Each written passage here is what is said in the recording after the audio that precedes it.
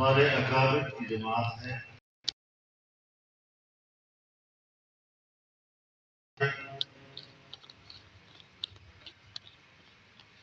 تنظیم کے مقاصد بھی انہوں نے ہی متعین کیے، اس کا نصب العین بھی انہوں نے ہی تعلیم فرمایا۔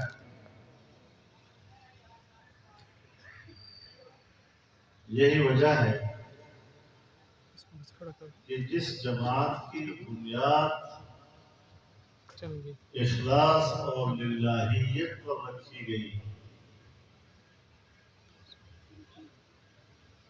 وہ آج 100 سال گزرنے کے بعد بھی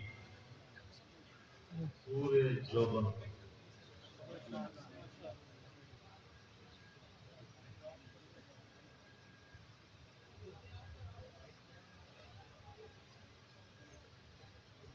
بدقسمتی یہ ہے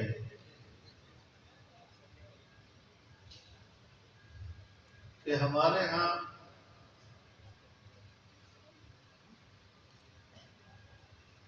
سیاست کا لفظ اور اس کا مفہوم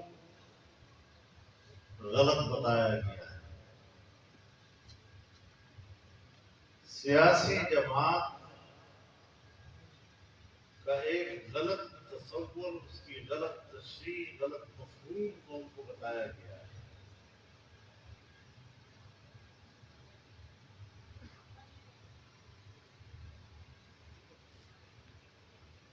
سیاست جیسے دنیا داروں کی چیز ہے،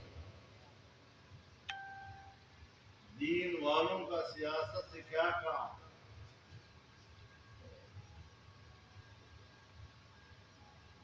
سیاست کا مقصد پیسہ کمانا، اعلیٰ منصب کمانا اور بس۔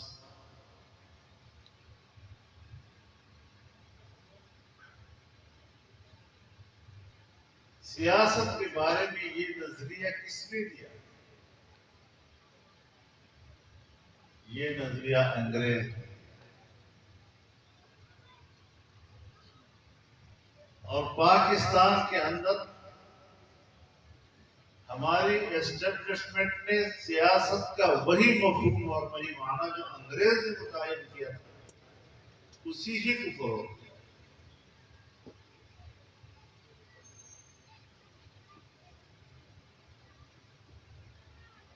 لیکن الحمدللہ جمعیت علماء اسلام کے پلیٹ فارم سے جو جدوجہد ہوئی ہے، انہوں نے اس غلط اور الٹے مفہوم کو غیر مؤثر کیا۔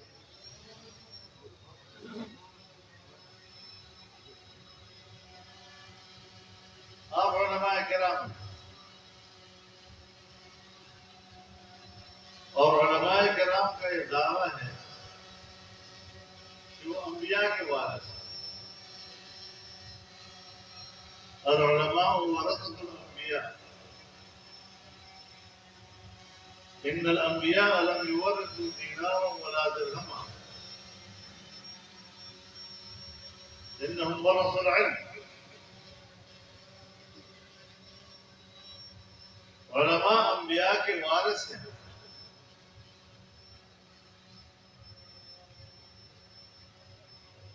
اور انبیاء کی میراث روپے پیسہ نہیں، ان کی میراث علم۔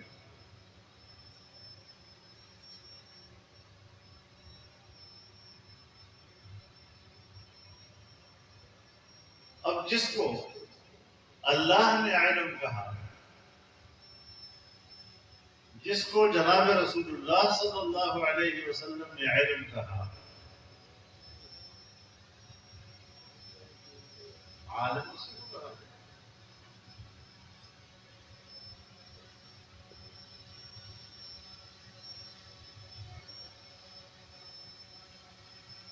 اب ہم کہتے ہیں کہ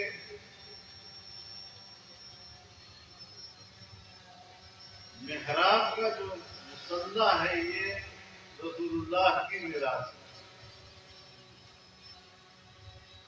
اور محراب کا جو ممبر ہے وہ ممبر رسول ہے. جس وقت محراب میں ممبر رسول ہوگا تو کوئی خان سردار اس میں بیٹھ کر خطبہ کے لیے بیٹھنے کی ضرورت تو کرے اور ادھر بیٹھے گا اس کو دعویٰ ہے اس کو میرا وارث میں ہوں. محراب کے مسلے پر کوئی سردار نواب کھڑا ہونے کی ضرورت نہیں کر سکتا. وہاں کھڑا ہوگا تو عالم دین ہی کھڑا ہوگا. لیکن سیاست کے منصب پر عالم کے بیٹھنے کی اجازت ہے. مولوی صاحب تو شریف آدمی ہے ساری سیاست کرے گے. انا للہ و انا الیہ راجعون.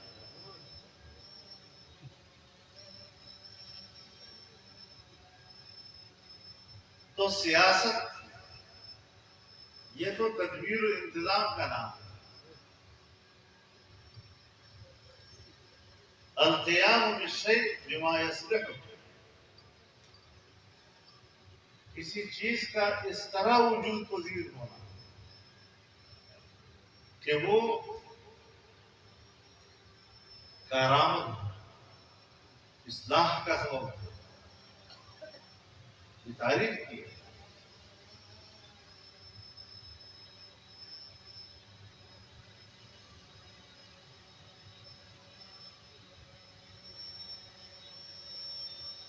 خالق اور مخلوق کے حقوق کی ادائیگی کا نام سیاست ہے.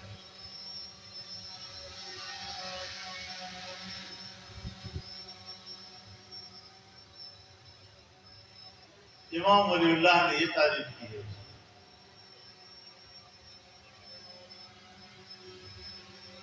جناب رسول اللہ صلی اللہ علیہ وسلم کا ارشاد ہے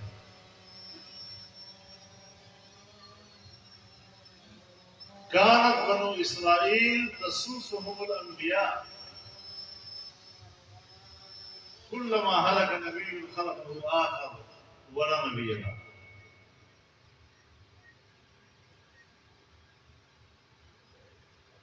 بنی اسرائیل کی سیاست انبیاء کیا کرتے یعنی بنی اسرائیل کی نظم اجتماعی کا تدبیر و انتظام انبیاء کیا کرتے تھے.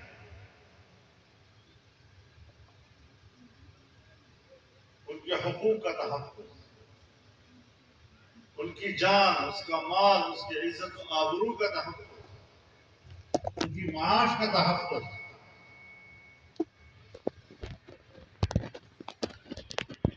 اور مملکتی نظام میں یہ دو چیزیں ہوتی ہیں,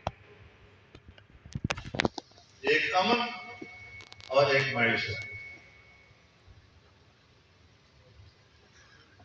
حضرت ابراہیم علیہ السلام ساری زندگی شرک کے خلاف لڑتے رہے, بتوں کے خلاف جنگ لڑتے رہے, اللہ کی توحید بیان کرتے رہے,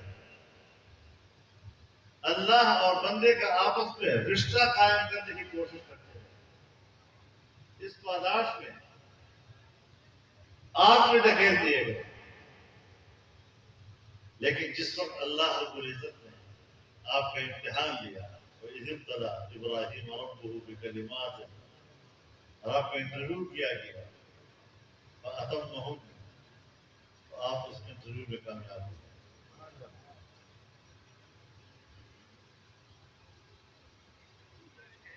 قَالَ إِنِّي جَاعِلُكَ لِلنَّاسِ إِمَامًا, اب میں آپ کو انسانیت کا امام بنانے والا ہوں. اب جب انسانیت کا امام بن گیا, اب ایک نیا منصب آپ کے ذمہ میں آ گیا, اب آپ کا لب لہجہ تبدیل ہو, آپ کو ذمہ داریوں کی تبدیلی کا احساس ہے. اب آپ کی زبان پر آتا ہے وَإِذْ قَالَ إِبْرَاهِيمُ رَبِّ اجْعَلْ هَٰذَا بَلَدًا آمِنًا وَارْزُقْ أَهْلَهُ مِنَ الثَّمَرَاتِ. امن اور خوشحال معیشت اور فروغ.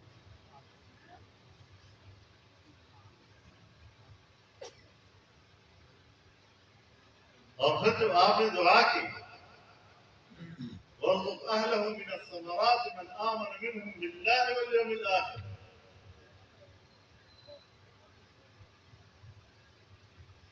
آپ پھل میوے عطا کر ان لوگوں کو جو اللہ اور یوم آخرت پر ایمان لائے. اللہ رب العزت نے فرمایا نہیں ایسا.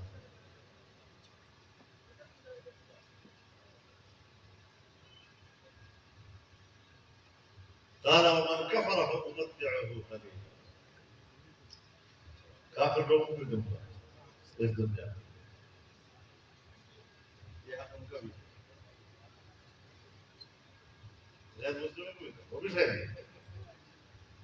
میری دنیا میں رہے.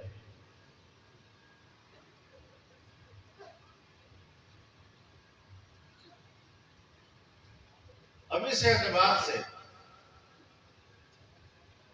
انبیاء کرام کی سیاست بنی اسرائیل میں ایک سے دوسری کی طرف منتقل ہوتی رہی.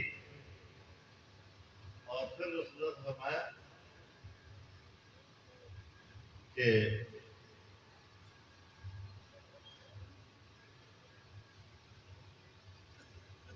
ولا نبی، اب میرے بعد اور کوئی نبی نہیں آئے گا جو مملکت کا سیاسی نظام. ہمارے جو مولوی صاحبان وہ اسٹیج سے جاتے ہیں تو کہتے ہیں ختم نبوت غیر سیاسی مسئلہ ہے. ختم نبوت سیاست سے بالاتر ہے. میں اس بات کو نبی علیہ الصلوۃ والسلام فرماتے ہیں کانت بنو اسرائیل تسوسهم الانبیاء کلما ہلک نبی خلفه آخر ولا نبی بعد. ختم نبوت کو سیاست کے ذیل میں لاتے ہیں کہ آخری سیاسی نظام اب میرے ہاتھ میں. اور ہم سرے سے جن کے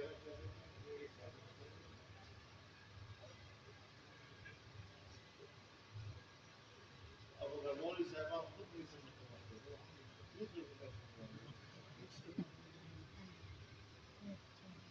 یہ خالص دینی مسئلہ، خالص مذہبی مسئلہ ہے. یہ سیاست سے بالاتر ہے. اور رسول اللہ صلی اللہ علیہ وسلم اس کا ذکر جو ہے سیاست میں ذہنی ہے.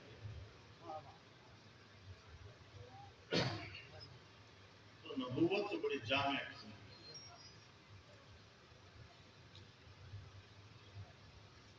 تو اس اعتبار سے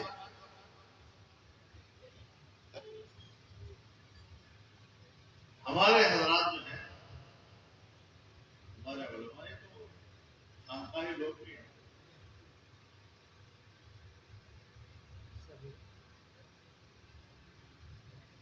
تو خانقاہی ماحول میں دو لفظ استعمال ہوتے ہیں، ریاضت، مجاہدہ.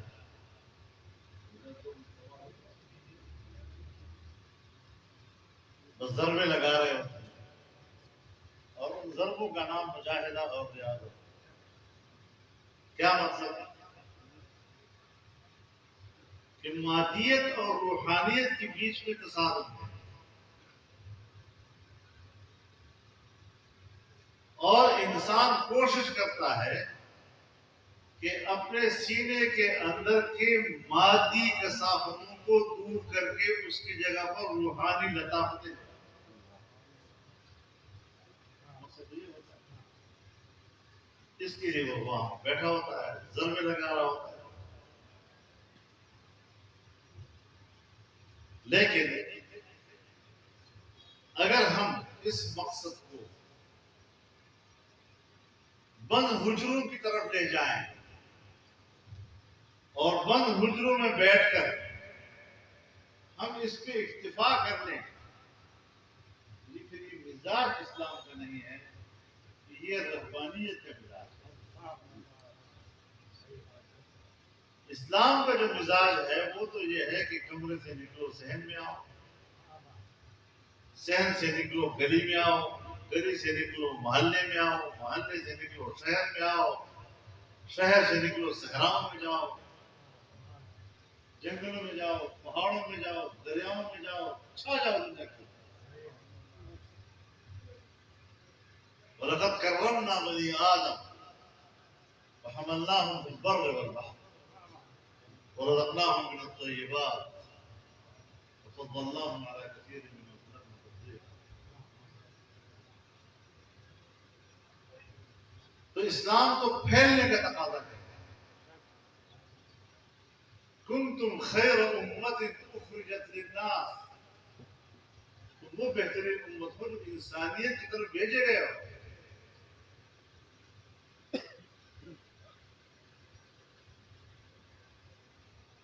تأمرون بالمعروف وتنهون عن المنکر،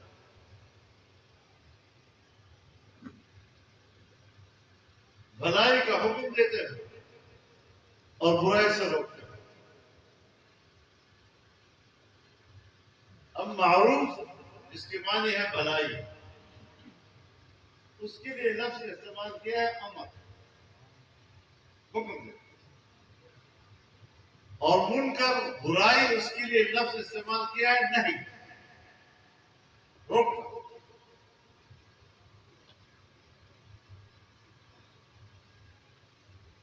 اب ہم نے امر کا معنی کر لیا ہے نصیحت کرنا.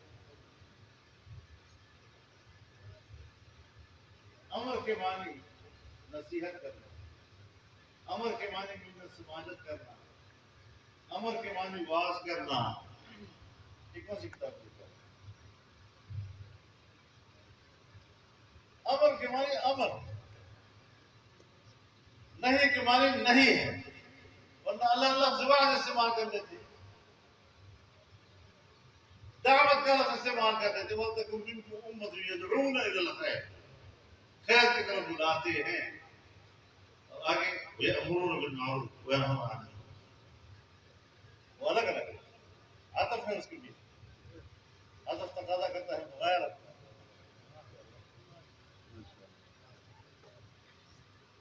مجھے مولوی صاحب نے کہا تم ڈر اس کا تو بیان کر رہے ہو، آنے کا سخت کر دیا. اس طرح نہیں ہے.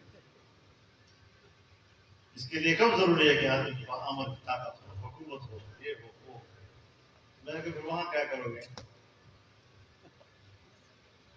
کس طرح ہے میں ہر مسلم مکنہ پھر اقام الصلاۃ وامر کرتا وہاں کیا کرو گے؟ اب تو زمین پر رشتے دار تھا. جب ان کو زمین پر رشتے دار مل جائے تو نماز میں قائم کریں گے، زکات کا نظام بھی قائم کریں گے، اور وہ بھلائی کا حکم بھی دیں گے اور برائی سے روکیں گے. تو آپ رشتے دار کیا بات. جمعیت والے جب یہ بات کرتے ہیں کہ سیاسی موقع نہیں ہے، آپ کو دین سکھاتے ہیں، دین سمجھاتے ہیں. سیاست بھی آج کا لفظ نہیں، اس لفظ نے استعمال کیا ہے. تدبیر و انتظام کے نام ہے، چارہ گری کے نام ہے. حضرت ابوبکر صدیق رضی اللہ تعالیٰ عنہ کی بیٹی ہیں حضرت اسماء بنت ابی بکر،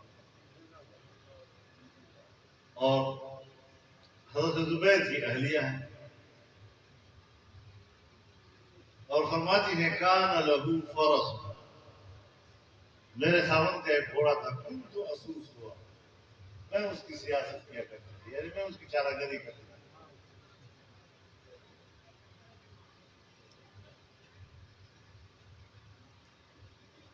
یہ چیز ہے جو ہمارے اکابر نے.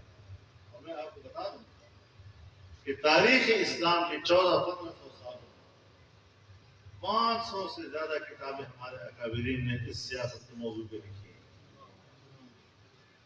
اور ہم نے ایک بھی نہیں پڑھی. آدھا سال تو ہم کتاب الطہارت پہ گزار دیتے ہیں، پھر جا کر کے کتاب الصلاۃ شروع کرتے ہیں، کتاب الصوم شروع کرتے ہیں.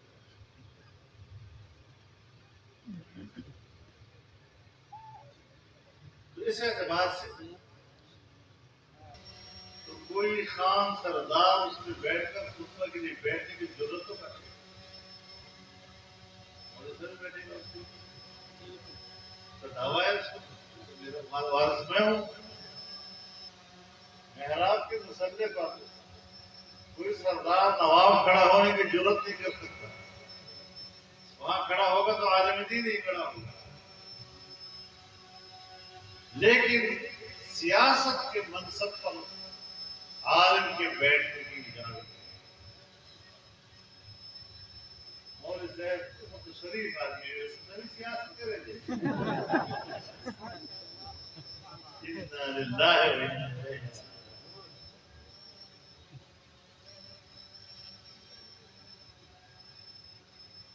تو سیاست یہ تو تدبیر و انتظام کا نام ہے. القیام بالشیء بما یصلح، کسی چیز کا اس طرح وجود پذیر ہونا کہ وہ کارآمد اصلاح کا سبب ہو. یہ تعریف کی ہے.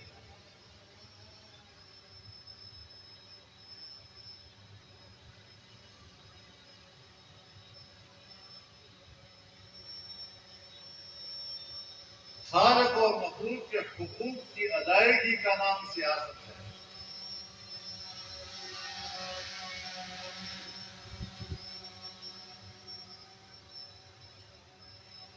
امام ولی اللہ نے یہ تعریف کی ہے.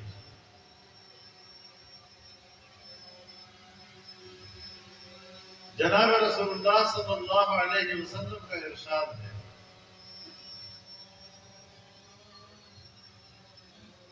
كانت بنو اسرائیل تسوسهم الانبیاء كلما هلك نبي خلقه آخر ولا نبي له.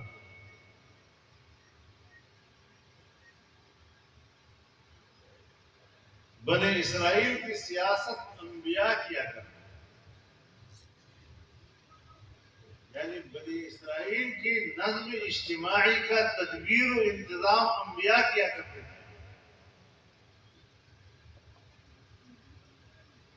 ان کے حقوق کا تحفظ،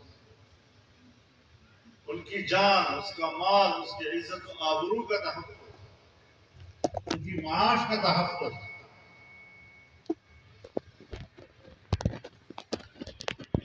اور مملکتی نظام میں یہ دو چیزیں ہوتی، ایک امن اور ایک معیشت. حضرت ابراہیم علیہ السلام ساری زندگی شرک کے خلاف لڑتے رہے، بتوں کے خلاف جنگ لڑتے رہے، اللہ کی توحید بیان کرتے رہے،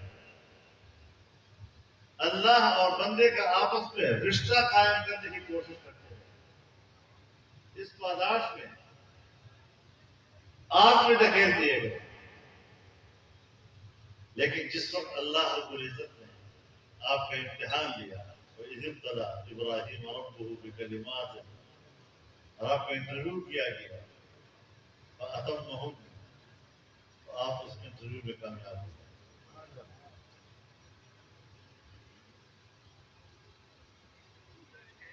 قَالَ إِنِّي جَاعِلُكَ لِلنَّاسِ إِمَامًا، اب میں آپ کو انسانیت کا امام بنانے والا ہوں. اور جب انسانیت کا امام بن گیا، اب ایک نیا منصب آپ کے ذمہ میں آ گیا. اب آپ کا لب لہجہ تبدیل ہو گیا، آپ کو ذمہ داریوں کی تبدیلی کا احساس ہے. اب آپ کی زبان پر آتا ہے وَإِذْ قَالَ إِبْرَاهِيمُ رَبِّ اجْعَلْ هَٰذَا بَلَدًا آمِنًا وَارْزُقْ أَهْلَهُ مِنَ الثَّمَرَاتِ. امن اور خوشحال معیشت اور فروغ.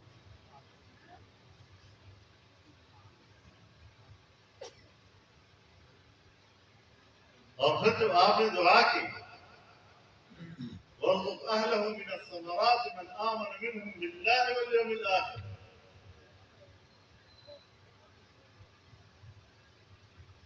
کہ آپ پھل میوے عطا کر ان لوگوں کو جو اللہ اور یوم آخرت پر ایمان لائے.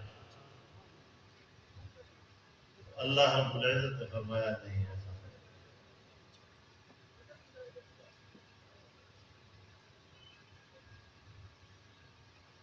قال ومن كفر فأمتعه قليلا. کافر لوگوں کو دوں گا اس دنیا میں.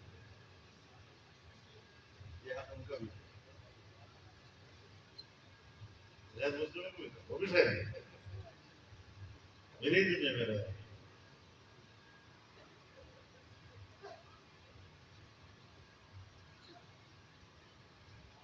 اب اس اعتبار سے انبیاء کرام کی سیاست بنی اسرائیل میں ایک سے دوسری کی طرف منتقل ہوتی رہی. اور پھر رسول اللہ نے فرمایا کہ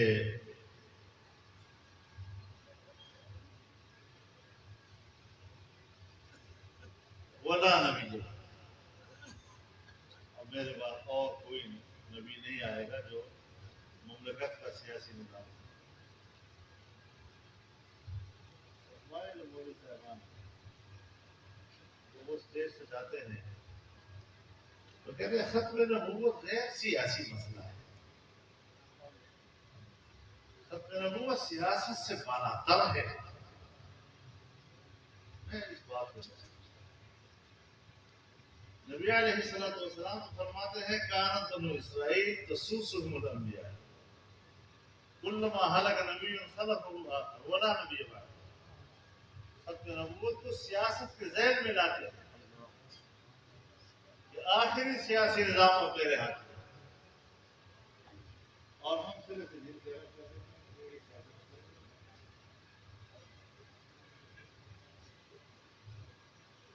اب اگر مولوی صاحبان خود نہیں سمجھتے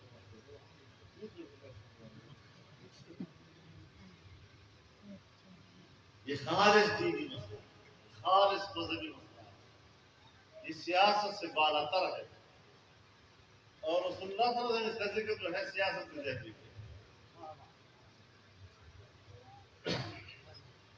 تو نبوت تو بڑی جامع قسم ہے.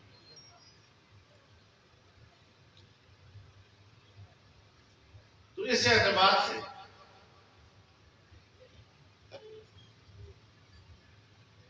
ہمارے حضرات جو ہیں ہمارے علماء تو خانقاہی لوگ بھی ہیں.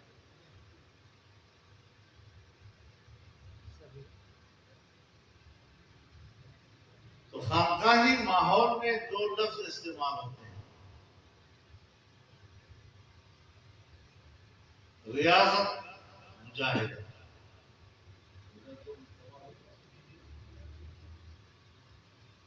بس ضربے لگا رہے ہوتے ہیں اور ان ضربوں کا نام مجاہدہ اور ریاضت. کیا مطلب ہے کہ مادیت اور روحانیت کے بیچ میں تصادم ہے اور انسان کوشش کرتا ہے کہ اپنے سینے کے اندر کے مادی کثافتوں کو دور کر کے اس کی جگہ پر روحانی لطافتیں.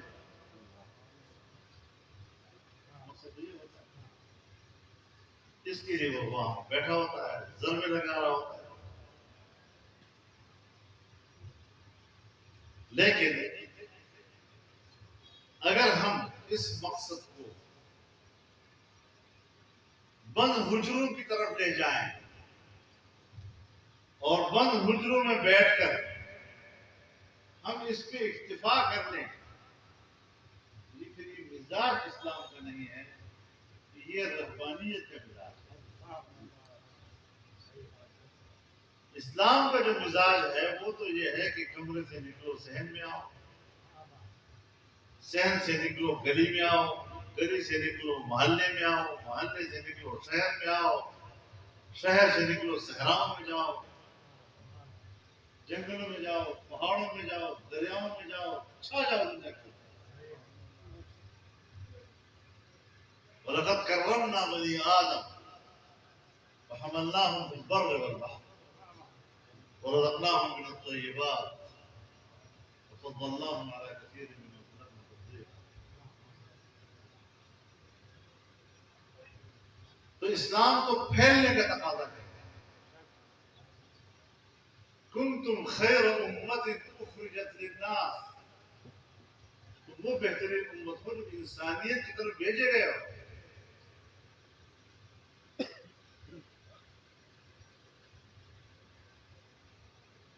وَتَأْمُرُونَ بِالْمَعْرُوفِ وَتَنْهَوْنَ عَنِ الْمُنكَرِ،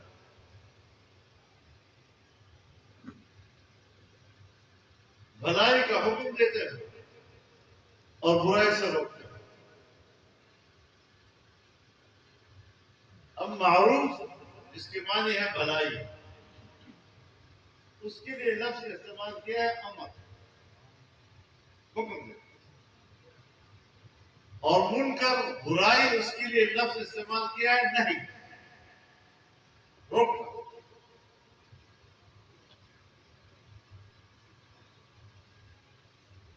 اب ہم نے امر کا معنی کر لیا ہے نصیحت کرنا.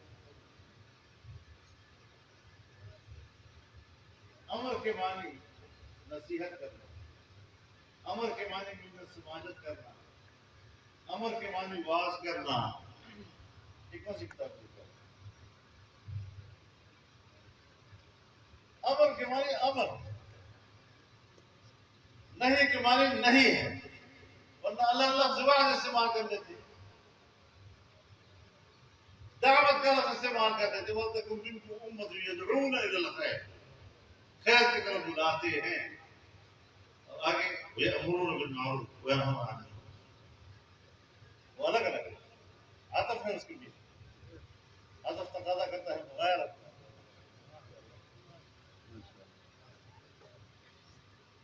مجھے مولوی صاحب نے کہا تم ڈر اس کا تو بیان کر رہے ہو، خام کو سخت کر دیا. اس طرح نہیں ہے. اس کے لیے کب ضروری ہے کہ آدمی کے پاس امر کی طاقت ہو، حکومت ہو، یہ ہو وہ. میں نے کہا پھر وہاں کیا کرو گے؟ کس طرح ہے میں ہر زمین مکنہ پھر اقام صلاۃ اور امر کا وہاں کیا کرو گے؟ اب تو زمین پر رشتہ دار ہے.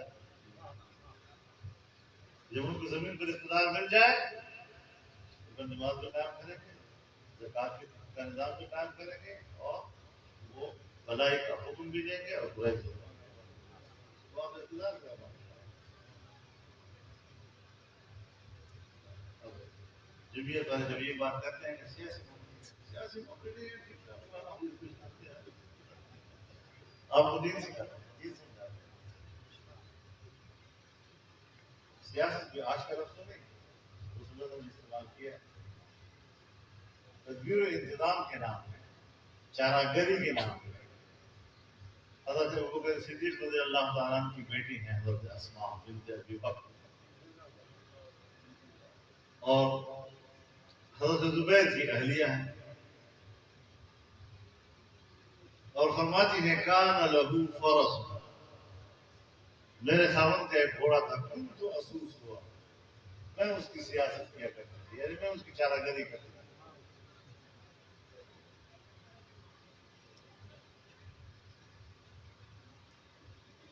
یہ چیز ہے جو ہمارے اکابر نے.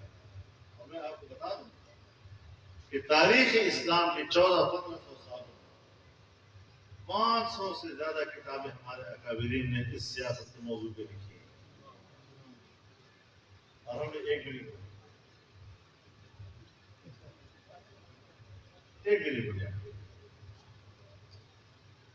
آدھا سال تو ہم کتاب الطہارت پہ گزار دیتے،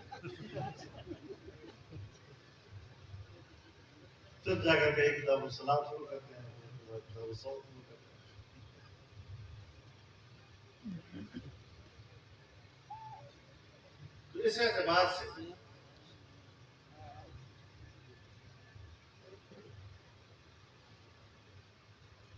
اس میں بڑا کردار ہوتا ہے اسٹیبلشمنٹ. جب انگریز اسٹیبلشمنٹ اس کے نظام حکومت تھا، اس نے بھی ایک تاثر پیدا کیا اور کہا یہ جو مدرسے میں پڑھنے والا مولوی ہے یہ بس معاشرے سے کٹا ہوا ہے، یہ کمی قسم کی چیز ہے، نہ نفع کا نہ نقصان کا. اور والدین کو آج دلا دیتے ہیں کہ تم نے اپنے بیٹے مدرسے بھیجیے، ضائع کر دیا. لیکن آج اس نئے دور میں جب امریکی اسٹیبلشمنٹ دنیا پہ حکومت کر رہی ہے، اس نے نیا تاثر دیتے ہیں کہ مولوی، داڑھی، پگڑی، مسجد، مدرسہ بڑے خطرناک खतरनाक और खौफनाक हो।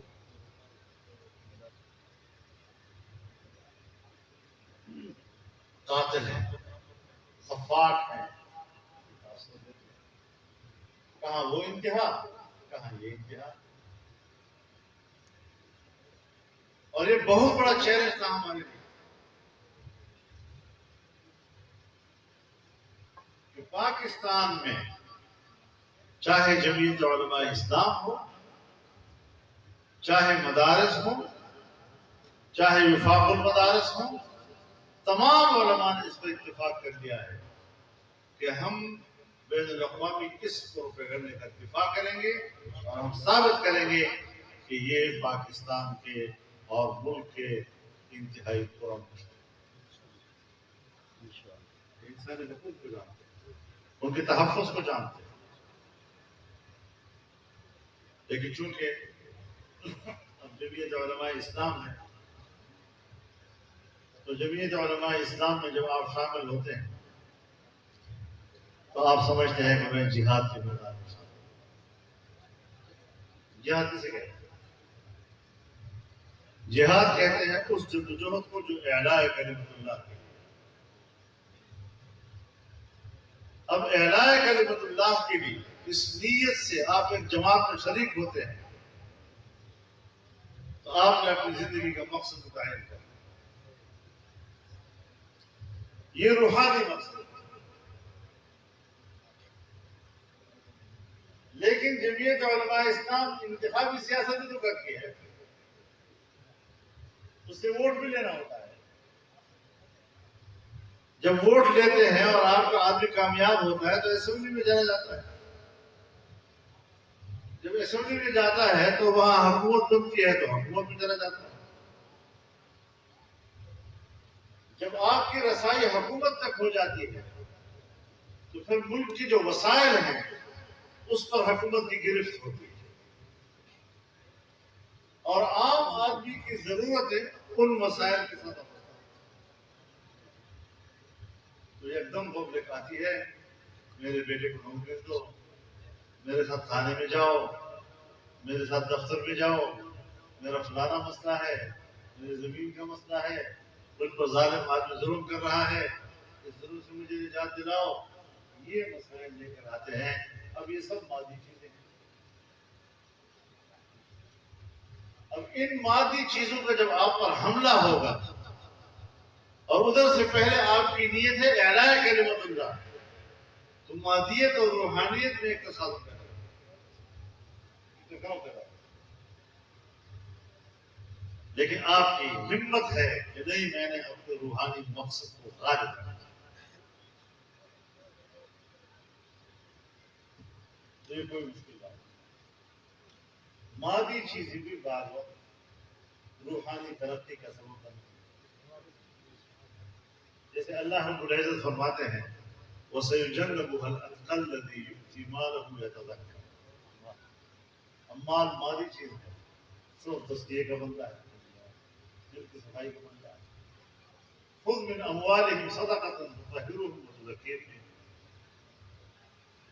माल है, उससे आप ज़कात वसूल करते हैं, लेकिन उससे उसकी तत्हीर होती है, उसका तज़किया होता है।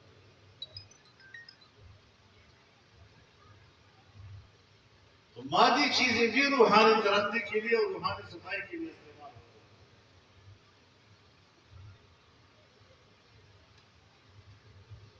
और यही काम हमारे खुलफाए राशिदीन ने किया। अगर हम मिसाल पेश करें तो खुलफाए राशिदीन से बड़ी मिसाल और क्या है? सारी रात घूमते थे, कोई भूखा तो नहीं सर।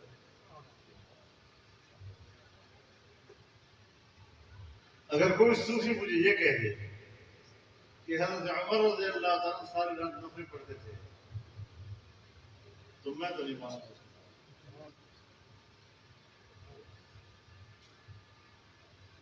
बतौर अमीरुल मोमिनीन के उन्होंने दिन रात आम आदमी की जरूरत को महसूस किया, तलाश की आवश्यकता। भूखा मिला तो बैतुल माल से आटे के बोरे अपने कांधे पे लाकर اور پھر فرمایا لو مات الكلب جوعا على شط الفرات لكان عمر مسؤولا عنه يوم القيامة. اگر ایک کتا بھی دریائے فرات کے کنارے بھوکا مرتا ہے تو قیامت کے روز اس کے بارے میں بھی عمر سے پبلک کی ضرورت ہے. اب ہم اس زمانے کے مولوی کے پاس کوئی آدمی آئے کہ میرے کو ضرورت ہے، میرے ساتھ تھانے میں جاؤ، دفتر میں جاؤ، تم جمعیت میں اس لیے شامل ہوئی، تم نے مجھے روزنامہ قدرت کی ویڈیو دیکھنے کے لیے ابھی یوٹیوب چینل پر سبسکرائب کریں اور بیل آئیکن پر بھی کلک کریں.